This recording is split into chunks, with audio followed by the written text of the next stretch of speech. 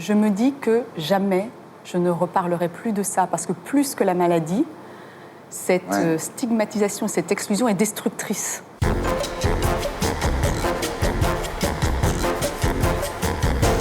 Anne Bouferguen, bonsoir. Alors Anne, avec les progrès de la médecine, on a tendance à oublier que vivre avec le sida est toujours un calvaire quotidien qui peut toucher n'importe qui. Vous en êtes l'incarnation, ancienne championne de France d'escrime, mère de 2 enfants, ex-directrice générale du groupe Thomas Cook. Vous avez réussi votre vie professionnelle et votre vie familiale, et pourtant, vous étiez porteuse du virus du sida. Alors, vous racontez votre histoire dans un livre intitulé « Un mal qui ne se dit pas », publié chez Robert Laffont. On en parle à 20h. Anne Bouferguen, rebonsoir. Vous êtes née à Dijon le 28 décembre 1972.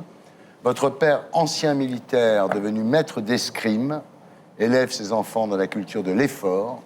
Et votre mère, employée de poste, était l'inverse de son mari. Elle était un peu babacool, écolo, bio, quoi. Un peu. Un peu. Alors, à l'école, vous êtes extrêmement précoce, sur le plan intellectuel et physique, ce qui fait qu'au collège, vous vous liez avec une bande de jeunes qui ont entre 3 et 6 ans de plus que vous.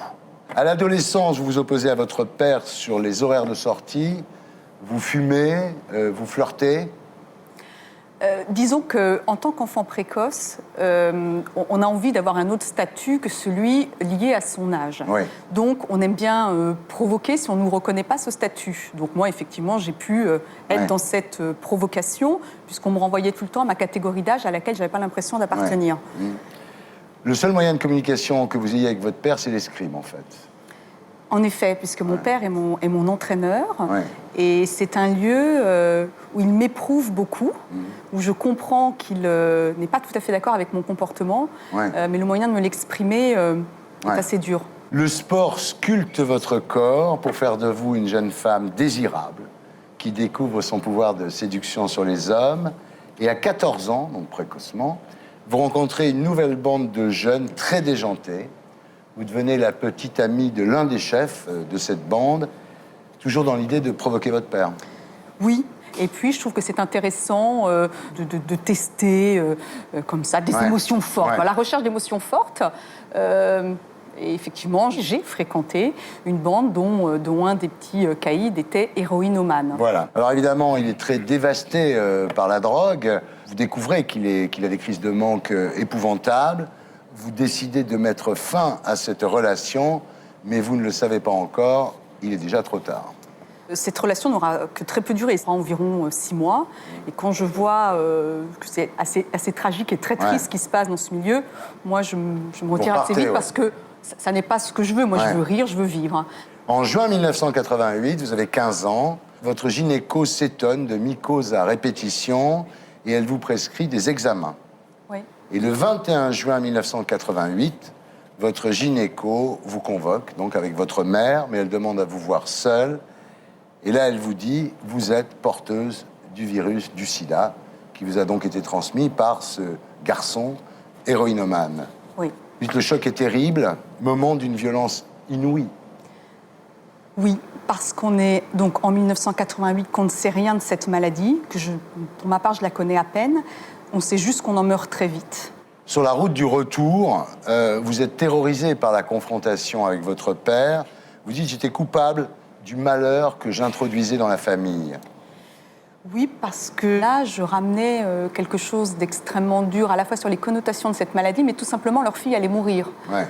Et finalement, c'était ça qui m'attristait le plus, c'était la douleur de mes parents, parce que leur fille allait mourir. Alors, c'est finalement votre mère qui annoncera la terrible nouvelle à votre père. Aucune réaction, rien. Vous dites juste un silence assourdissant qui va durer 23 ans. Oui, il s'est installé un silence de mort. Vous dites, je n'en ai plus jamais reparlé avec mes parents. Je n'ai jamais parlé directement avec mon père jusqu'à ce livre, de ma pathologie et de ce que ça avait voulu dire sur toute ma vie. Alors là, vous décidez de vous battre. Extraordinaire. Quelques heures après le diagnostic, vous faites 8 kilomètres de footing dans les bois. Oui, c'est vrai, hein, c'est vraiment le soir même. C'est exceptionnel. Voilà, moi j'ai basculé du côté de la vie tout de suite. Et quelque part, mes parents n'ont rien changé. Ouais. Certes, un silence s'était installé, il n'y a rien eu d'explicite, mais on a continué à vivre comme si de rien n'était. Donc la séropositivité devient chez vous un moteur, en fait. J'ai rien fait de ma vie, j'ai 15 ans. J'ai rien fait de ma vie, je perds rien. C'est juste que je vais peut-être pas vivre longtemps, mais je suis sûre d'une chose, c'est que ces années-là, elles seront pleines de vie. Voilà. Alors en 1989, un an après le diagnostic, vous devenez championne de France d'épée par équipe et vos coéquipières ne savent rien. Non. C'est never explain, never complain, vous. Non, hein. Non, effectivement, je pense qu'elles auront appris avec ce livre. Alors, vous mettez en place une véritable entreprise de dissimulation pour apparaître comme la parfaite jeune femme, ambitieuse, sportive. Pourtant, vous allez à l'hôpital une fois par semaine. Personne ne sait rien. Non. Alors, vous en parlez une fois. Vous partez aux États-Unis dans une famille d'accueil.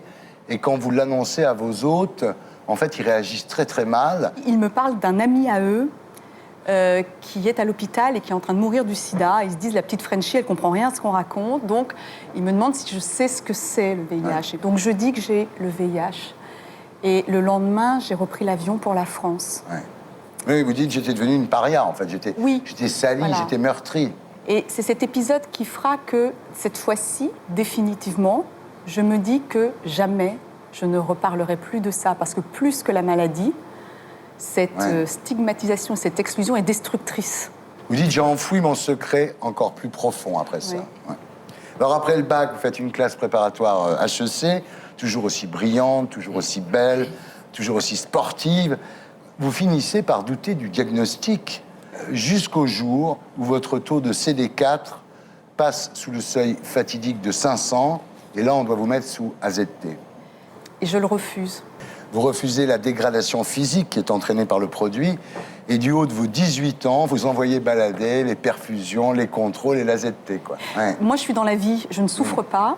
En revanche, quand je vais à l'hôpital, je vois... C'est un mouroir, quand même, hein, l'hôpital sur le suivi VIH à cette époque. Donc, ils ont les joues creuses, ils sont gris. Et ils sont très fatigués. Je n'aurais pas pu faire mes études. Je suis en terminale, je vais arriver en classe préparatoire. Et je dis... Peut-être que je ne vais pas vivre longtemps, mais les années que je vais vivre, je vais bien les vivre. Et vous ne remettez plus les pieds à l'hosto. Et je sors du circuit hospitalier. Pendant 4 ans. Pendant 4 ans, oui. Alors, vous bossez comme une malade, vous passez vos diplômes, vous réussissez. Et c'est très beau ce que vous dites. Je voulais que mes parents ressentent la fierté de mon parcours et pas la honte de ma maladie. Oui. Mes parents, je crois, n'ont jamais eu honte de moi. Mais quand on n'arrive pas à parler de quelque chose, c'est que ça renvoie un certain nombre de conceptions sociales qui les gênaient très certainement. Et on pourrait parler de moi dans des termes de réalisation différents de simplement « elle a bien lutté, mais bon, elle s'est éteinte ».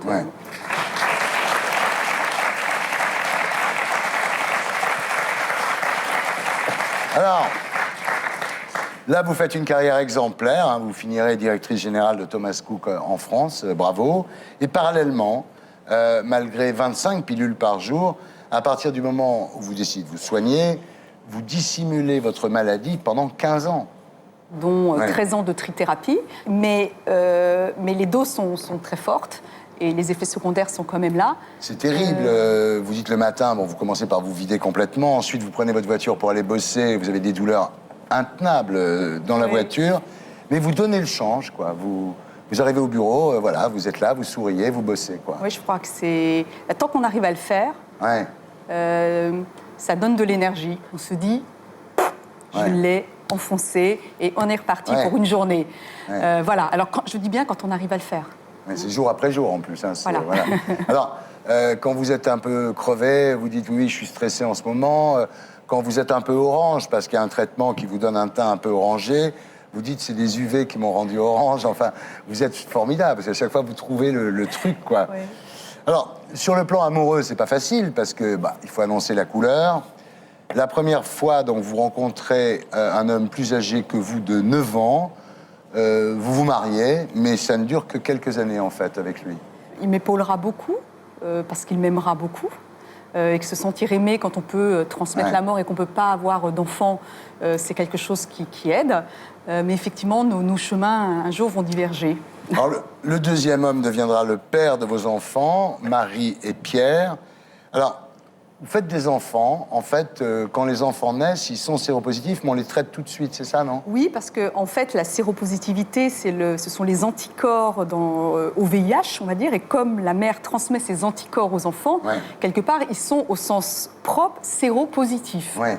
Et les anticorps de la maman vont disparaître peu à peu, et donc ils vont devenir séronégatifs, sauf s'ils étaient contaminés, auquel cas ils développeraient des anticorps, mais qui seraient les leurs. Donc nous devons attendre le bout de ce processus où les anticorps de la maman vont disparaître pour être sûr que les enfants sont séronégatifs. Et ça dure assez longtemps.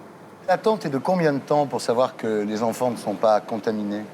On va dire qu'au bout de 4 mois, on sait qu'on tient le bon bout. C'est flippant quand même, non, ces 4 mois? Oui. Ils vont très bien.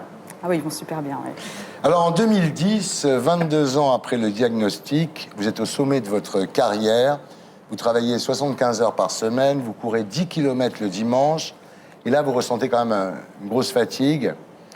Et à l'issue d'une longue réflexion, vous décidez de tout révéler, donc. Parce que le phénomène de déni positif, je l'appelle comme ça, ne va pas marcher. Là, tu dis non, c'est pas là, bah si, c'est là, et t'as pas le choix. C'est biologique, t'as pas le choix. Et donc j'écris. Au départ, j'écris pour moi. Je me raconte, je reviens sur mon histoire pour essayer de l'accepter. Alors les réactions sont exceptionnelles. Votre PDG, il est admiratif. Et vos amis ont des réactions extrêmement compassionnelles. Effectivement, les regards sont plutôt extrêmement bienveillants, extrêmement sympas. Oui. Aujourd'hui, vous êtes conseil, en fait. Oui, aujourd'hui, j'interviens comme indépendante et puis pour un tour opérateur qui s'appelle Voyageurs du Monde. Voilà. Et comment ça va, là? Oui, ça va bien. Vous avez l'air d'être bien, non? Oui, ça va. Je me dose. Alors, 40 000 personnes en France ignorent qu'elles sont porteuses du virus du sida. Donc faites-vous dépister. Maintenant, il y a des tests extrêmement rapides et visibles. Le 1er décembre, c'est la journée du sida. Et c'est là-dessus que portera l'action des organisations. Voilà. Ça montre aussi qu'on sous-estime en général dans ces maladies la force de l'esprit. Oui. On parle de choses psychosomatiques, mais je pense que l'esprit, quand il veut vivre, quand il y a l'amour de la vie ou l'amour de l'amour, je crois qu'il peut jouer un rôle très très important. Et il y a même des cas où on a vu que des maladies réputées irrémédiables ont pu être sauvées par l'amour de quelqu'un ou de la personne soi-même. Et je trouve ça très beau ce que vous avez fait. Vous êtes un exemple. Voilà. Et nous sommes contents de vous connaître. Nicolas.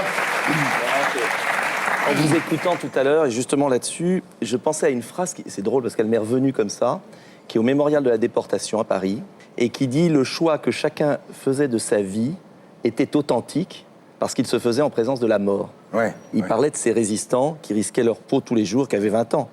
C'est un superbe enseignement. C'est une phrase d'Héraclite, du philosophe Héraclite, qui dit « Si tu ne cherches pas l'inespéré, tu ne le trouveras pas. » Ça, c'est une belle phrase. Alors ça... Sophia. Moi, ce que je trouve génial, c'est qu'il n'y a à aucun moment un discours de victimisation. Et ça, c'est formidable. Il y a des gens qui sont capables de se plaindre quand ils se cassent un ongle. Et voilà, et moi, j'adore. Voilà, super. Bravo. Et pour être sûr de ne rien rater de Inarditube, abonnez-vous et mettez un pouce bleu.